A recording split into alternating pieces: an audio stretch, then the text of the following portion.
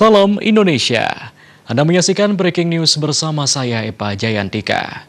Pemirsa, mengantisipasi wabah virus corona dan demam berdarah, salah satu sekolah di Singaraja melalui kadar kesehatan remaja melakukan pengecekan suhu tubuh kepada seluruh siswa.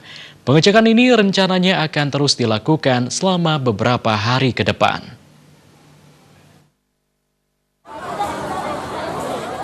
Beginilah kader kesehatan remaja SMP Negeri 1 Singaraja melakukan pengecekan suhu tubuh terhadap ribuan siswa. Pengecekan dengan alat termometer non-kontak ini dilakukan sebelum jam pembelajaran dimulai. Para kader kesehatan sendiri ditempatkan di pintu masuk sekolah untuk melakukan pengecekan.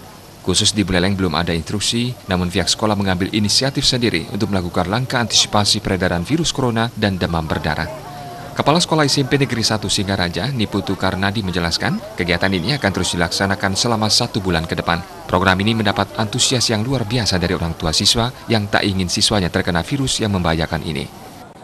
Pengecekan ini karena sekarang sedang wabah, jadi kami laksanakan sebulan terus-menerus. Karena memang anak-anak kondisinya kan sekarang ini sangat labil, jadi kita tidak tahu panasnya itu dia rasakan karena tenaganya masih besar, dia rasakan tidak, ternyata suhu badannya panas. Jadi yang 38 itu kita kumpulkan, kita undang orang tuanya untuk kita tanyai gimana, apakah memang anaknya sakit, terus obat apa yang diberikan.